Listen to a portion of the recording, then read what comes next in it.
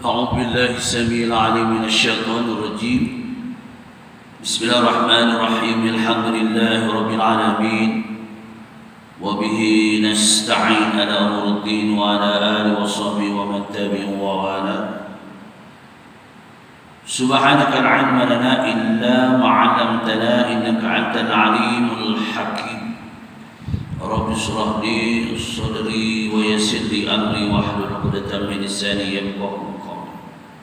اللهم افتح حكمتك وانصر علينا من فضائل رحمتك يا أرحم الراحمين. اللهم نور قلوبنا بنور هدايتك كما نورت الأرض بنور شمسك أبدا برحمتك يا أرحم الراحمين. ربي يسر ولا تعسر وتمم خير. السلام عليكم ورحمة الله وبركاته. Alhamdulillah, panjatkan syukur kepada Allah SWT dengan limpah izinnya.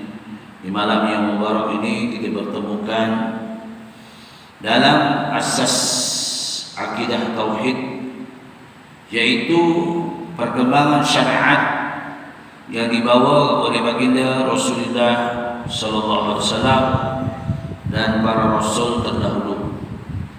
Beberapa dalil daripada Al-Quran dan hadis menjelaskan sebagai menguatkan pegangan dan pedoman untuk kita bersama. Firman Allah SWT dalam surah Al-Ahzab ayat 40, Allah menjelaskan, "Ma kana Muhammadun aba ahadin min rijalikum walakin Rasulullah wa khataman nabiyyin."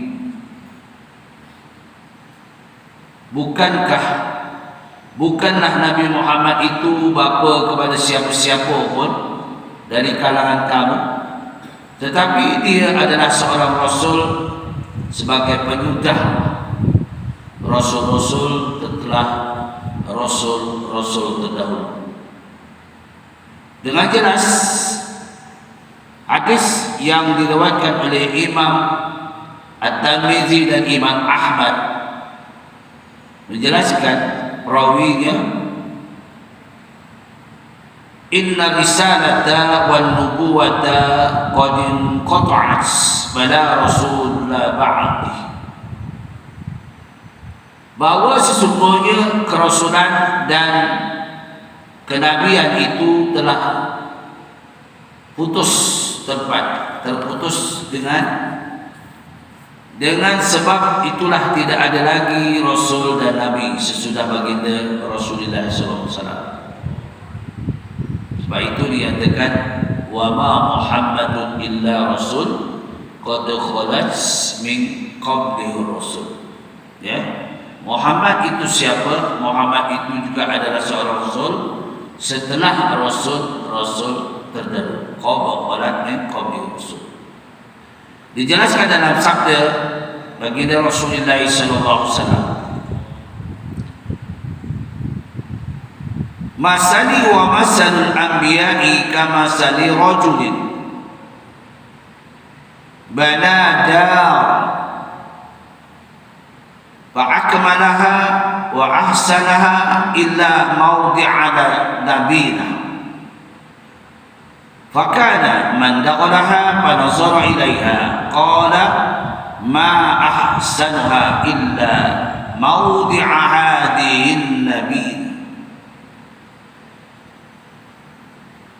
fa ana mawdi'un nabiyina khutiman bil anbiya'i alaihi wassalatu wassalam." Bandingan aku dengan nabi-nabi yang dahulu, ada kalanya sama dengan seorang tukang yang membina sebuah rumah. Setelah bekerja menyempurnakan, yang mengelokkannya hanya tinggal sekeping bata sahaja. Orang ramai yang melihatnya merasa heran dan bertanya, alangkah baiknya bangunan itu jika dipenuhkan tempat yang kosong itu dengan sekeping bata lagi. Sahut baginda, akulah batu bata itu dan akulah penyudah Nabi. Jadi baginda ini adalah pengakhir Nabi. Ya. Setelah Nabi-Nabi terdahulu bersusah payah berjuang untuk menegakkan agama kebenaran, setelah baginda Nabi Isa alaihissalam diangkat oleh Allah SWT, maka didatangkan penggantinya selama 300 tahun. Berapa abad pun 300 tahun. Barulah didatangkan baginda Nabi kita Muhammad sallallahu alaihi wasallam. Dan bukan datangnya saja dia kosong. Baginda datang dengan membawa syariat yang salah satu syariatnya mengikut para rasul terdahulu. Ya, seperti syariat di zaman Rasul baginda Nabi Ibrahim alaihissalam, ya, dan nabi-nabi terdahulu. Hanya Rasulullah ini seperti bangunan yang dibangunkan dan tegak bangunan, tapi tak cantik. Sebab apa? Sebab sekeping bata yang tidak cukup ataupun tile. Ini bangunan masjid ni lah cantik dia. Ada yang tak terpasang. Kenapa? Dia dulu tanya. Kenapa tak pasang? Ya, belum lengkap lagi. Apa begitulah. Jadi Rasulullah SAW diumpamakan seperti bangunan yang segam indah tetapi tidak cukup, kurang sempurnanya. Barulah Allah mendatangkan seorang Rasul akhir zaman, ya, yaitu nama Muhammad Rasulullah SAW. Muhammad ini bukan calak-calak. Ya. Para sahabat sangat menghormati Rasulullah SAW. Kita ambil contoh anak kepada Waqas. Waqas ini Tok Siah, penjaga pintu, ya, Ka'bah, penjaga pintu Masjidil Haram. Ini Waqas. Tetapi Waqas ini mendatangkan keturunan zuriat yang berani sangat. Contoh Asad ibn Waqqas, Sa'ad ibn Waqqas, Abdullah ibn Waqqas. Semuanya ini merupakan penyokong pada baginda Rasulullah sallallahu alaihi wasallam.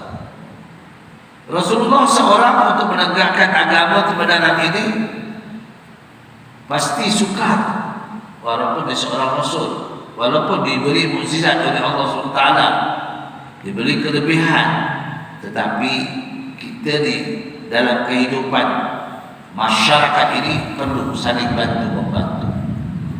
Sebab itulah penduduk Madinah dan penduduk Muhajirin saling kerjasama, barulah berkembang Islam di Madinah. Dinyatakan dalam surah Al-Imran, wa'tasimu bihablillahi jami'an wa la tafarraqu. واذكروا نعمة الله عليكم إذ كنتم أعداء فألف بين قلوبكم فأصبحتم بنعمته إخوانا. Maknanya Islam ini mengajak kita bekerja sama dalam persaudaraan. Innamal mu'minuna ikhwah.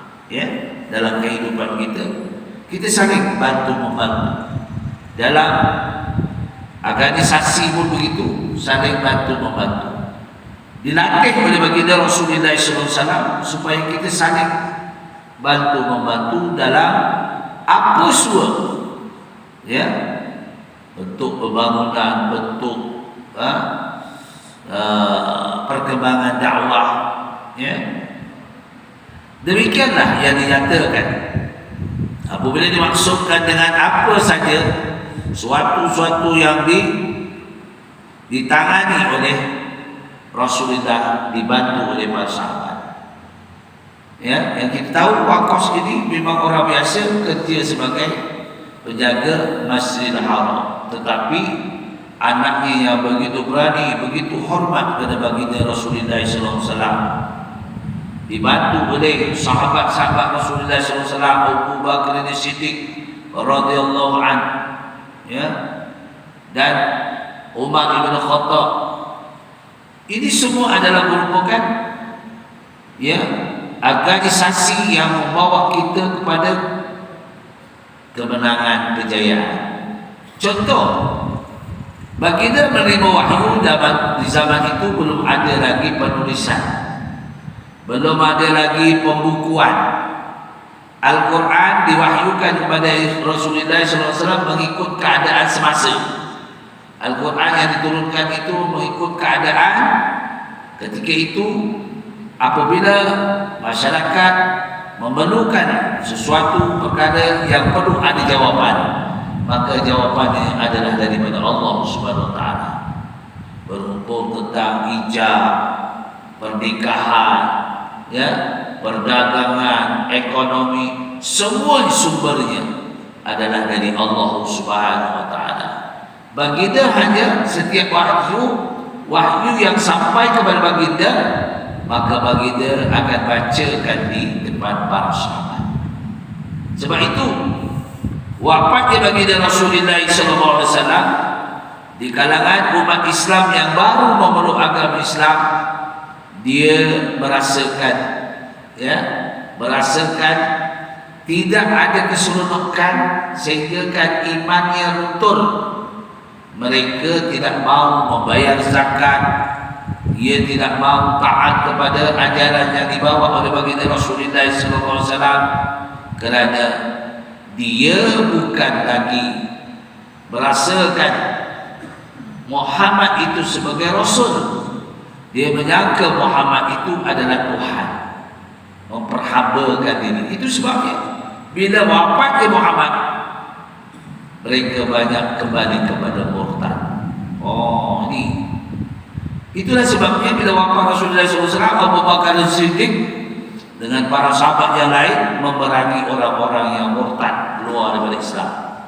Kerana orang-orang murtad ini tidak faham kebenaran Islam itu yang dibawa oleh Allah, oleh baginda Rasulullah SAW.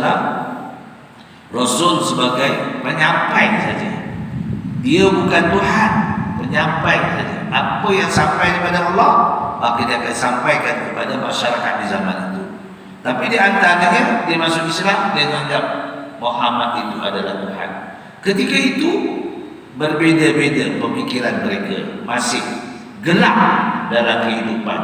Sebab itu didatangkan Muhammad itu terus membawa syariat kebenaran, syariat perjalanan agama ini dengan cara kaedah untuk menampilkan diri, mengenalkan kebenaran Islam itu. Baik. Yang diatakan oleh para sahabat tadi, setelah wafatnya Rasulullah SAW, maka peperangan berlaku di antara yaitu Abu Bakar As-Siddiq dan para sahabat yang taat mengikut apa yang dimandatkan kepada Abu Bakar As-Siddiq merupakan khalifah yang pertama. Di dalam peperangan pasti ramai yang gugur. Bila ramai yang gugur, maka Umar bin Khattab radhiyallahu anhu memberi pandangan kepada Abu Bakar As-Siddiq. Walaupun dia boleh buat, tapi kerana menghormati sebagai ketua setelah baginda Rasulullah SAW, Umar menghabarkan kepada Abu Bakar As-Siddiq radhiyallahu anhu, wahai kekanda ataupun wahai khalifah, saya menghabarkan begini, di dalam peperangan ini ramai orang yang hafaz Al-Quran gugur dalam peperangan, walaupun mereka akan gugur dengan jihad fisabilillah, mati syahid. Tapi kita ni tidak ada pembukuan zaman Rasulullah SAW, hanya dibaca, dihafal, dibaca, dihafal. Ya, maka apa gayanya? Kita nakkan para sahabat yang hafal Al-Quran dikumpul balik supaya dituliskan. Zaman dulu ditulis daripada batang kurma. Bila dapat ayat yang dibaca wahyu oleh Rasulullah, ditulis daripada daun kurma. Pas ada tulisnya kat papan pena, pen dia bukan pen tadi. Dia warna hitam kan, dulu pakai warna hitam yang kalau kita dulu pergi sekolah ada yang buat untuk matematik dia warna hitam. Jadi benda ni akan pupus tak ada. Maka pandangan Umar bin Khattab diterima oleh Abu Bakar di sini. Tapi Abu Bakar di sini memberi tahu siapa orang yang boleh mengepalai. Maka dilantiklah, ya. Yang dilantik dia Zaid bin Sabit. Zaid bin Sabit ini muda lagi. Muda lagi. Maka kenapa dia ambil Zaid bin Sabit untuk mengepalai? Tasbih semua para sahabat tu ditulis balik. Adalah juru tulis dia, setiausaha dia. Maka Zaid bin Sabit ini muda lagi. Tapi Abu Bakar bila memberi padat ini kepada Umar tak makan. Inilah perpaduan ukhuwatul hasanah ketika itu. Para sahabat tidak ada kecoh, tidak ada apa. Maka diambil Zaid bin Sabit kerana Zaid bin Sabit itu orang yang muda dan ia setiap kali wahyu sampai Zaid bin Sabit duduk di depan Rasulullah. Duduk di depan Rasulullah sallallahu alaihi wasallam. Kita duduk kalau sekolah ingat itu ada. Kita kalau saya dulu suka duduk depan tuan guru. Ya, saya ingat tuan guru dia bila belajar mengajar memercik ideo. Saya bila walau belah dia berdiri kita duduk, ya tak?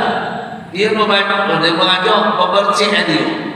Ya, bila bercik ideo kita sapu muka kita. Ideo guru kita apa dia cakap?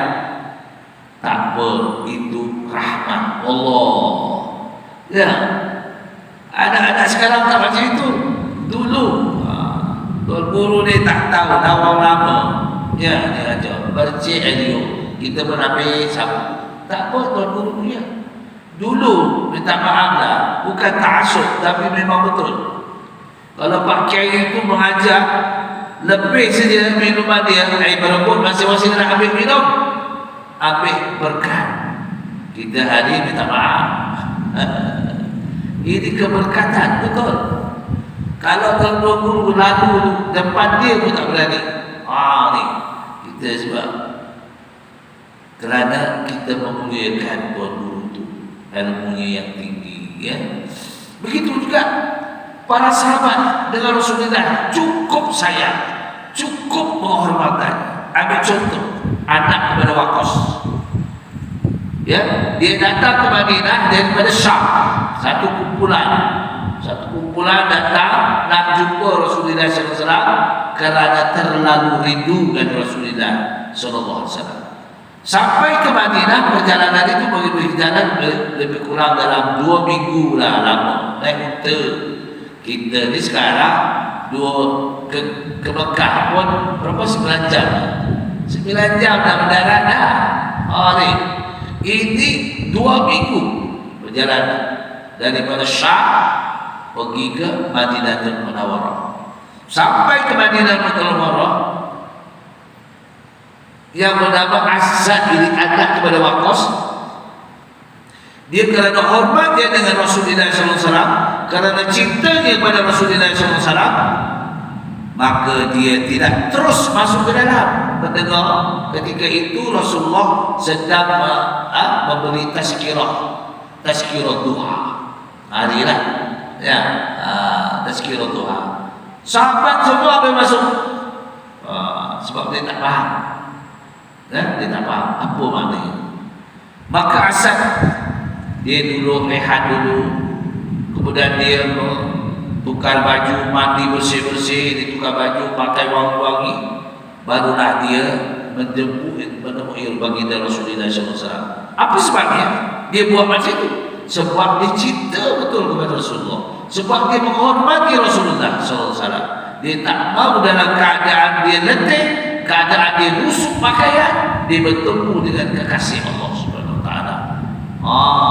Bila sampai ke pintu saja, lalu Rasulullah dikhabarkan oleh Jibril alaihissalam, wahai Rasulullah, kamu beri penghormatan, ahli syurga datang menghadap kamu. Tengok, maknanya dengan kebijaksanaan Asad ibn Waqqas ini mendapat rahmat Allah SWT. Maka Rasulullah bangun, para sahabat pun yang ada di Masjid Nabawi itu ikut bangun. Sahabat yang serta dengan Asad tadi berfikir, kenapa ya kenapa ya dia bagi penghormatan ahli syurga yang kita ni tak ada.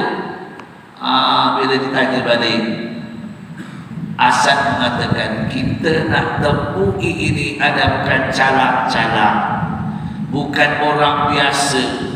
Dia adalah Habibullah, dia adalah kekasih Allah, dia adalah seorang Rasul akhir zaman, dan dia mempunyai kelebihan mukjizat yang ditinggalkan. Dan setiap perilaku Rasulullah, setiap perbuatan Rasulullah, setiap perkataan Rasulullah merupakan sunnah hadis. Jadi bila Asad mengatakan itu, barulah sahabat yang berserta dengan dia, ya Allah, bukan jalan-jalan. Kisah pula Abdullah bin Waqqas apa kepada Asad. Satu ketika orang Yahudi menghina Rasulullah, menghina menghina, ditampa oleh Abdullah bin Waqqas, pingsan dia. Punya marahnya Abdullah bin Waqqas sebab menghina kekasih Allah, menghina Rasulullah, ditampa pingsan. Lalu orang-orang Yahudi melihat keadaan, dia tak tahu apa, maka dia memukul Abdullah bin Waqqas ini, mengejar-ejar Abdullah bin Waqqas sampai pingsan. Para sahabat tak buat apa, kemudian diangkatnya Abdullah bin Waqqas ini, dihadapkan kepada baginda Rasulullah SAW, maka dibasuh mukanya oleh Rasulullah. Terbanglah Asad Abdullah bin Waqqas ini. Apa kau buat? Rasulullah tanya, apa kau buat sampai mereka pukul kamu pingsan ni? Begini ya Rasulullah, aku rasa sedih hati, aku rasa marah bila orang itu sanggup menyaci nama kamu, menghina nama kamu. Aku tak marah. Hebatnya Abdullah bin Waqqas. Dia tak kira, tapi kerana kasihnya dengan Rasulullah sallallahu alaihi wasallam. Inilah menunjukkan keberanian seorang sahabat yang setia dengan Rasulullah sallallahu alaihi wasallam. Begitu juga Asad, begitu juga Sa'ad bin Waqqas, terkenal juru latih pemanah. Ni dia yang dijanjikan ahli syurga.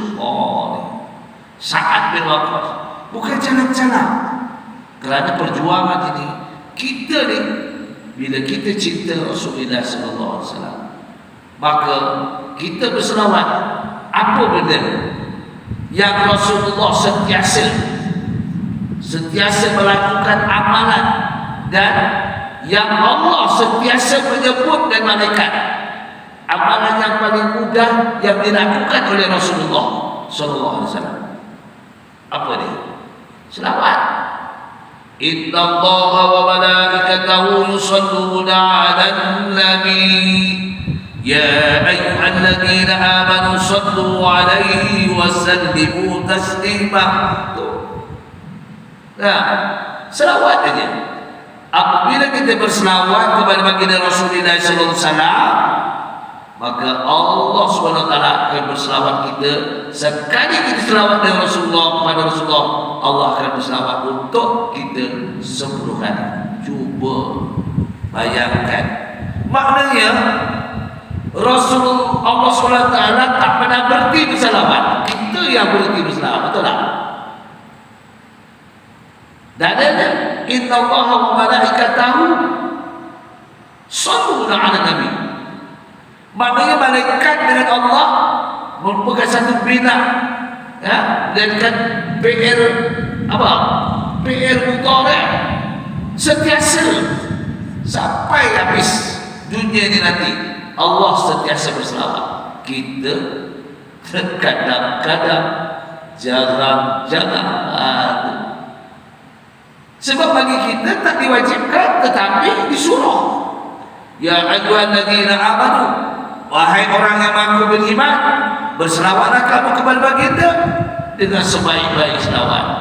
Cuba bayangkan, maknanya Allah sentiasa tidak habis, sesaat pun tidak berhenti dengan malaikat berselawat kepada baginda Rasulullah SAW. Itu menandakan Allah sangat-sangat dan cinta. Itu sebagai gelaran Habibullah. Kita tak ada program baru selawat. Itu kita. Tapi wujudlah tak menjadi wajib. Kalau menjadi wajib 24 jam itu selawat. Inilah kelebihannya bagi Rasulullah SAW. Keistimewaan Nabi Muhammad SAW dinyatakan, ya, mempunyai beberapa kelebihan dan keistimewaan dari nabi-nabi yang terdahulu. Apa dia? Satu, baginda ialah Rasul yang penghabisan sekali, dan tidak ada lagi nabi dan Rasul setelah baginda. Kedua, baginda lebih mulia dan lebih utama daripada makhluk-makhluk lain, dan pengajarannya dibawanya merangkumi segala pengajaran Rasul-Rasul sebelumnya. Bayangkan penyudah, penutup mesti yang baik kan? Ni. Jadi benda bila penutup tu benda yang baik, semua yang baik. Ni baginda Rasulullah SAW. Kita untuk menjadi umat baginda Rasulullah SAW, apa? Kita ada mukjizat peninggalan. Ya, walaupun kita dah tahu wajib mempercayai 3 kitab sebelum Al-Quran. Apa dia? Zabur di zaman Nabi Daud, Taurat di zaman Nabi Musa, Injil di zaman Nabi Isa AS. Tetapi kitab-kitab ini diangkat oleh Allah, dimansuhkan, kemudian datangkan Al-Quran. Al-Quran tidak dimansuhkan. Al-Quran ini menjadi mukjizat pegangan kita hingga hari tersusun Al-Quran. Al-Quran ini tidak dapat siapa yang memelihara kecuali Allah. Sebab itu kalau tersalah ayat, ya, salah baris, ya, dapat diketahui. Beribu-ribu Quran dicetak, seluruh negara cetak Al-Quran di Arab Saudi, di Malaysia, di Indonesia, semua, ya, akan dipelihara oleh Allah Ta'ala. Inilah untungnya kita baca Quran, untungnya kita membaca Quran. Ni. Yang ketiga dijelaskan keistimewaan baginda Rasulullah SAW. Baginda diutuskan kepada seluruh alam, termasuklah manusia, termasuklah jin. Ni. Manusia pun dapat, jin pun dapat. Ya. Dalam surah Al-Anbiya ayat 107, wa ma arsalnaka illa rahmatan lil alamin. Itu satu bukti kami tidak utus kamu Muhammad kecuali pembawa rahmat. Semua dapat. Ini ayat ini selalu dibaca bila Maulidur Rasul. Ada lah teman, beda sana, wa ma arsalnaka illa rahmatan lil alamin. Ini jadi tiap-tiap program Maulidur Rasul itu dibaca. Jadi keyakinan kita ni kalau segala tumbuh-tumbuhan, segala yang ada kat dunia ini yang boleh selamat kerana dapat rahmat Allah. Kalau kita dah tak ingat pada Rasulullah SAW, selawat pun balas, ajaran Rasulullah pun kita lah balas buat, itulah musibah yang Allah turunkan untuk kita, berbagai-bagai. Kalau kita lihat hari ini tuan-tuan muslimin semua yang dirahmati Allah, ya, di kalangan orang kita ramai yang tak solat, Sebab itu dalam Al-Quran ayat 110 surah Al-Imran, minhumul mu'minuna wa aksaruhumul fasiqun. Betul. Minhumul mu'minuna wa aksaruhum fasiqun. Ramai orang yang mengaku beriman tapi dia fasik. Walauzubillah. Allah, saya kadang-kadang susah hati. Kita ni kadang-kadang susah hati, anak kita sembahyang ke tidak, cucu kita sembahyang ke tidak. Kita bangga, ramai anak saya ramai, cucu saya ramai. Bolehkah menepati solatnya macam mana? Semua akan dipersoal oleh Allah SWT. Inilah sebab itu Allah katakan dalam firman, minhumul mu'minuna wa aksaruhumul fasiqun. Ramai di kalangan orang mengaku beriman tapi dia tak sembahyang, tak puasa, tak keluar zakat, tak pergi haji, tak apa.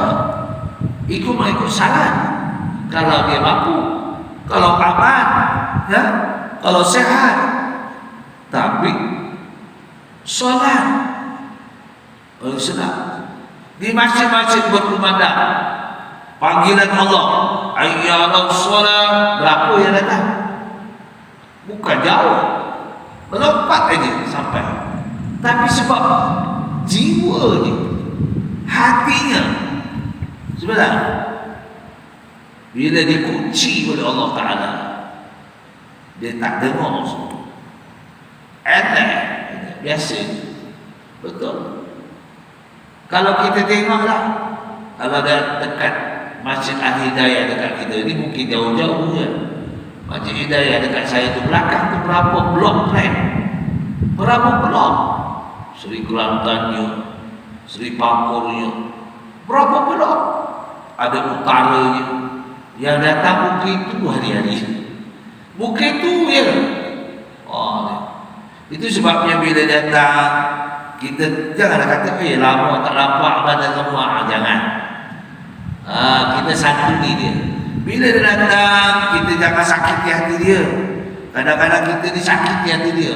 Aku datang sesekali, perli pun tak datang tidak. Dah lah. Untuk beramal datang ke masjid ni malas. Diperli pula. Mimpi apa kau nak mikir ke datang masjid? Astagfirullahaladzim. Rasulullah tak buat macam itu. Walaupun Rasulullah dihina, walaupun Rasulullah dibalik dengan batu, tapi Rasulullah tak pernah dendam. Sahabat Umar bin Khattab, ya Rasulullah, izinkan aku penggal kepala dia. Jangan. Ketika Rasulullah ke Taif, ingat tak? Ke Taif Rasulullah dibalik dari atas, luka. Umar bin Khattab minta izin, ya Rasulullah, izinkan aku penggal kepala dia. Jangan, Rasulullah.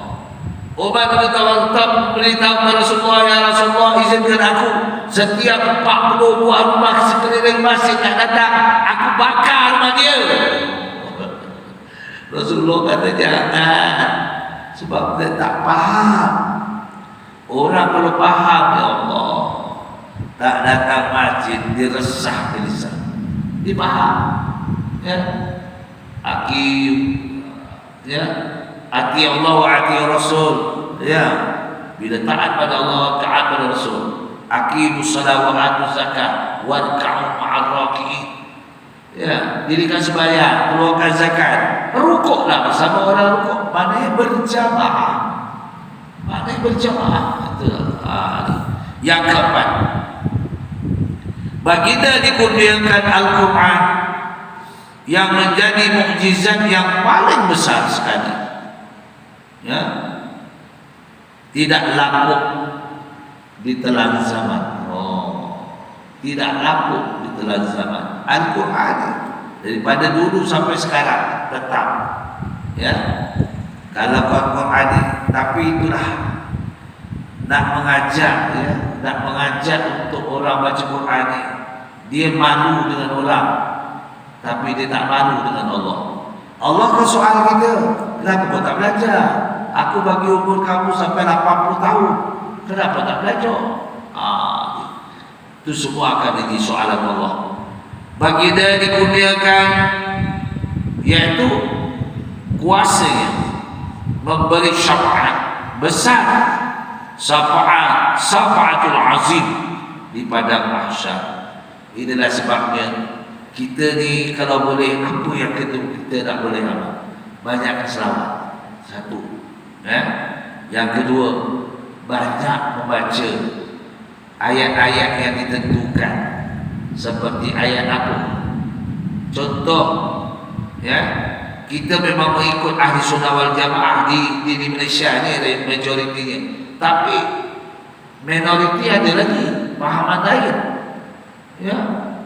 Kita tengok, kita kadang-kadang dulu ingat kami tahun 70-an. Tahun 70-an orang mengamalkan ilmu klinik, benar ilmu klinik.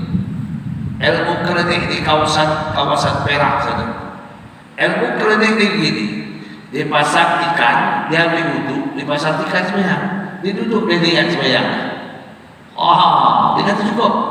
Dia kata yang penting aku ada niat untuk sembahyang. Tapi dia tak sembahyang.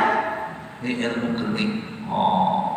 Ilmu yang sesat banyak, betul. Sebab apabila waktu itu orang ada ramai, tapi dia tak belajar. Dia ikut belajar yang benda yang sesat. Walauzubillah sekarang ni alhamdulillah. Kalau kita tengok dulu lah, bukan tak tahu tentang menutup aurat muslimat tapi dulu tutup aurat jabul keluar, betul tak? Saya ingat guru saya, ngajar saya, ustazah. Bukan tutup, tapi jabul keluar. Kita boleh tengoklah kori ahli kan. Sekarang tak. Jadi kepahaman Islam makin bagus. Makna tutup aurat ini hari ini hanya orang tak faham. Dia tutup kepala, pakai baju lengan pendek. Dia dah macam faham lagi. Dulu keluar jambul. Orang dulu jalan pakai lengan pendek tak. Orang dulu suka lengan panjang. Tapi pakai tudung ikat keluar jambul. Tu. Dia kata tak apa. Tutup aurat. Sebenarnya dia tak berapa faham. Sekarang ni pun juga. Tuan-tuan pergilah menyangking orang menyambil di mana kan. Tutup kadar rekod elok, tapi pakai t-shirt begini. Aurat juga tu. Tak tepat. Jadi kepahaman demi kepahaman syariat yang dibawa oleh baginda Rasulullah sallallahu alaihi wasallam dijelaskan. Kalau kita selawat baginda Rasulullah sallallahu alaihi wasallam, kita dapat pahala mudah aja. Daripada hadis sanad dari Abi Hurairah radhiyallahu anhu qala Rasulullah sallallahu alaihi wasallam, "Shallu alayya wa inna salatakum alayya zakatun lakum." Perbanyakkanlah selawat ke atasku, kata Rasulullah. Sesungguhnya selawat kamu itu ke atasku menyucikan jiwa kamu. Orang selawat mesti jiwa tenang. Sebab itu kalau kita pergi Mekah, contoh Mekah, berapa? Gaduh lah. Saya tengok dia gaduh. Gaduh kan. Allahumma shalli ala Muhammad. Tak sana. Kau, aku. Betul tak? Selawat. Allah.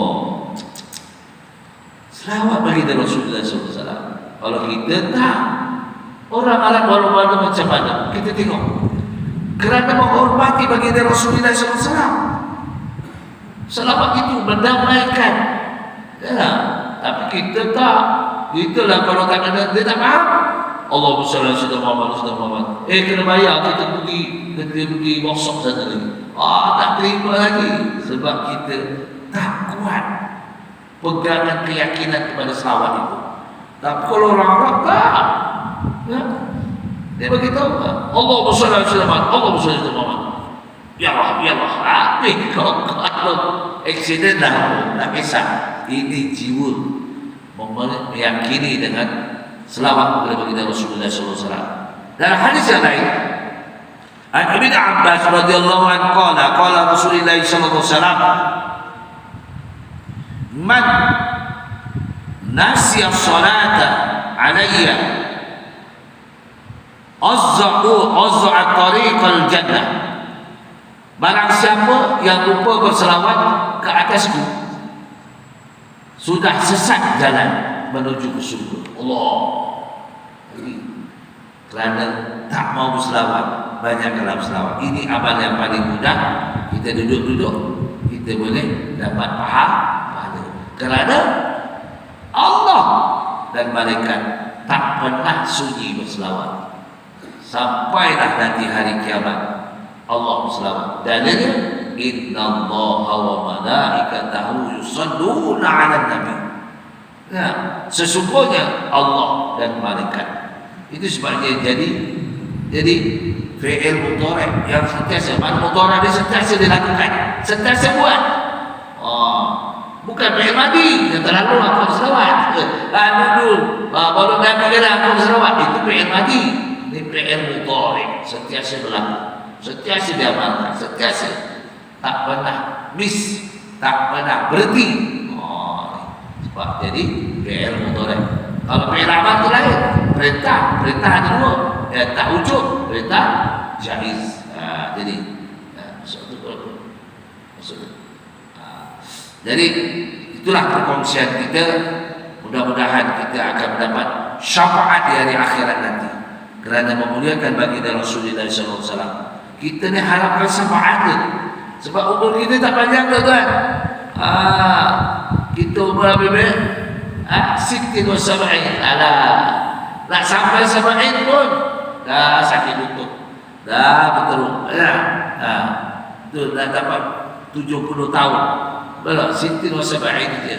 Tapi kita ni semua diberi istimewa. Ya, baca Quran satu huruf dikira 10. Cuba dah bayangkan. Tak berlaku di zaman dulu. Dulu berabad-abad Nabi Nuh, ya, umatnya, dan dia dimatikan menjangkau kepada 1000 tahun. Kita 1000 tahun habis lah. Kita hanya setakat 60 ke 70.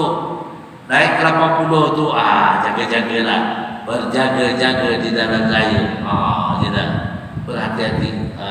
Mudah-mudahan manfaatkan untuk kita, diri saya dan tuan-tuan sekalian. Yang baik semua daripada Allah Ta'ala. Pada kekurangan saya memohon maghfirah Allah Ta'ala. Aku likulli hadza astaghfirullahaladzim wa lakum. Wabillahi taufiq wal hidayah. Wassalamualaikum warahmatullahi wabarakatuh.